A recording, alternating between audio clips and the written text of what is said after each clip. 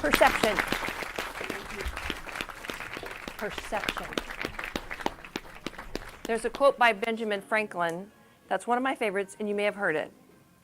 Tell me and I forget. Teach me and I may remember, but involve me. And that's when I learn. So rather than tell you a lot about Inside Your Head coaching, because Inside Your Head coaching is about the drivers that we have for making decisions in our business and in our lives. And that's kind of the shadow story of our personal story and our business story is inside your head. What's really going inside your head? What's really the thought patterns that are happening? That's what I want to tell you about Inside Your Head coaching. We don't see through our eyes. We see through the filters in our brain. We don't hear through our ears. We hear through the formed storyline in our mental belief systems, conscious and subconscious. We see what we want to see. We hear what we want to hear.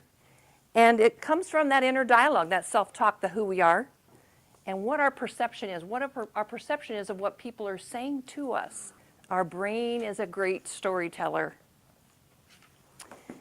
Using neuroscience in coaching and consulting helps us identify the origin and thought to our brain. Let's layer the perception and the art of perception into a leadership skill format. When I talk to clients, and at the beginning of a session, at the beginning of a team meeting, I'll ask them questions. What's working in your organization? What's missing in your organization? What do you want to change? What do you want to keep? What's part of that mission statement? What do you want to savor? What do you want to add to? And usually I will hear a repetitive word or phrase.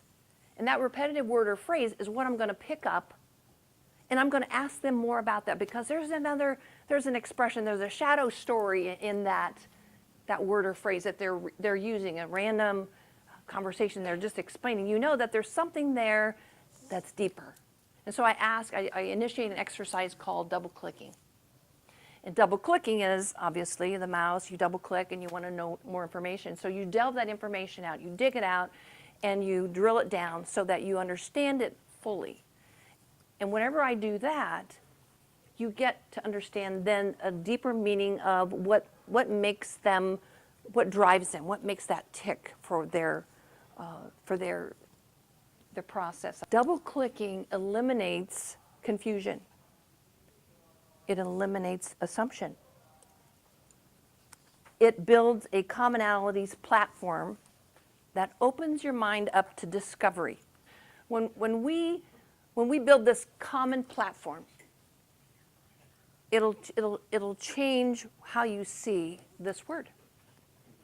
It brings to mind to me just beginnings. It's the beginning of a new venue. Beginnings. Creating. Yeah. Someone else. What did you write down? Initiative. Okay. Anyone else? A novel concept. Advancement. And you can tell that everyone had a different idea of what one word meant. So when you're doing that and you are creating novel concept, it builds a platform of understanding. And when you are understanding is standing under the same reality as someone else. When you stand under the same reality as someone else, what else happens in a group? You learn more. It opens up the creative places in your brain. It creates trust. Trust produces and expresses and stimulates oxytocin, dopamine. It allows the neurochemicals to change in your brain so you can think clearly, you can express clearly and be open for communication, relationships, trust in your business. What is the benefit of double clicking on just one word? What changed here in the room? It was almost like this, it opened up. It it became the camaraderie happened. That's the prefrontal. This is the executive brain that is allowing us to make decisions for creativity. So just sharing and just being under the same understanding as one another and hearing, seeing differently, hearing differently could make a big change. Open that up, share what that is. Listening more. Listening?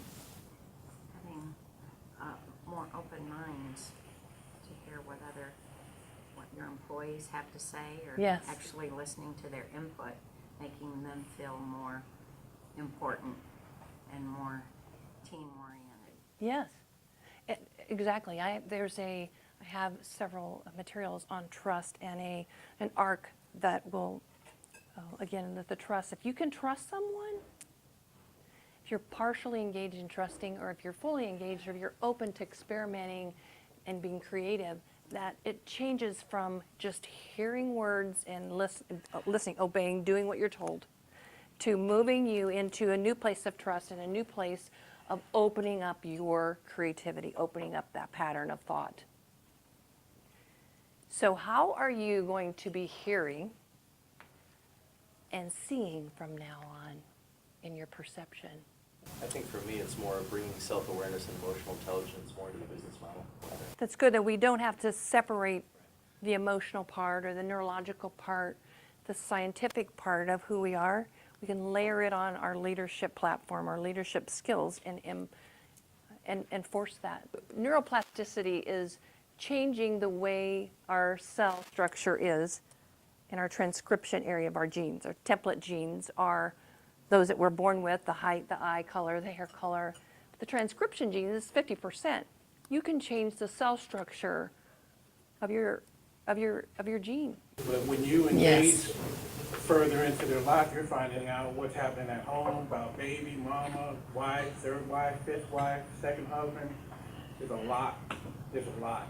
And I think you're right. You're taking a concept of personal life, and you want to separate it because you've got stuff to do, and that's not your job to coach or counsel someone or have that therapy session, so to speak.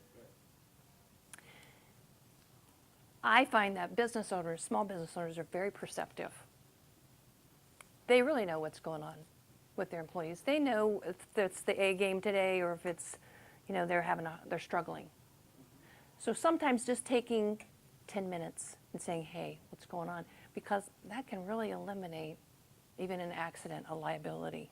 You have my card. I'm a coach. I do a lot of intervention with people for small business owners. Thank you all. Appreciate your contributions, your responses. Thank you. Good?